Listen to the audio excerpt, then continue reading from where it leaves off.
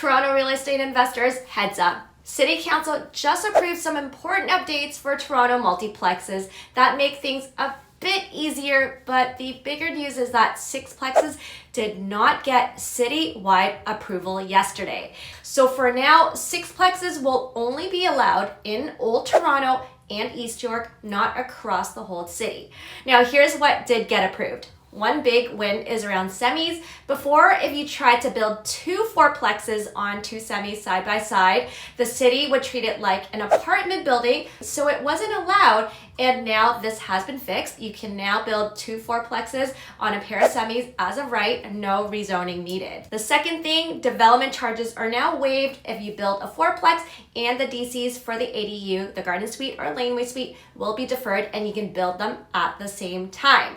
The city clarified that laneway and garden suites no longer count as units toward development charges for the 4-unit exemption, and that's a big help. One thing to note is that the city did introduce a cap on the total number of bedrooms per building, not per unit. So yes, you can still build large family-friendly units as long as the total number of bedrooms in a building stays within the cap. Now let's get down to the FAQs because I've been hearing a lot of them.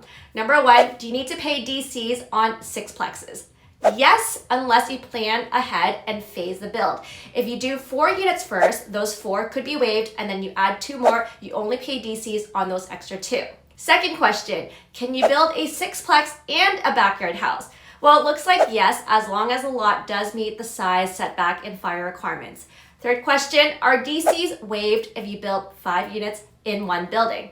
No, and actually 5-unit builds are not allowed everywhere either.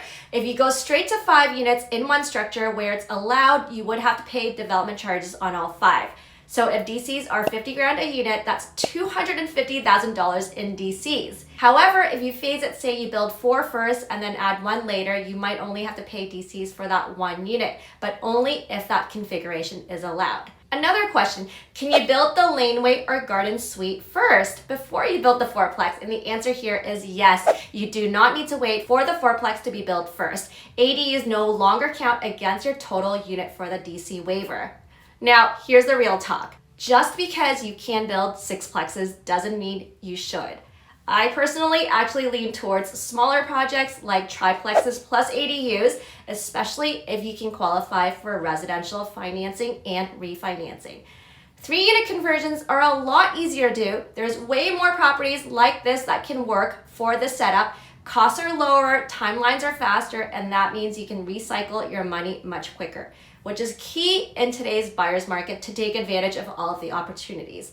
Plus, they are easier to sell too. Lower purchase prices, more buyers, more house hackers can get in with lower down, and it just opens more doors.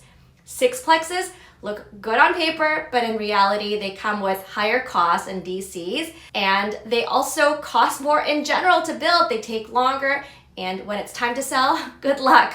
The market hasn't even sold fourplexes yet, so don't expect sixplexes to be easy to move.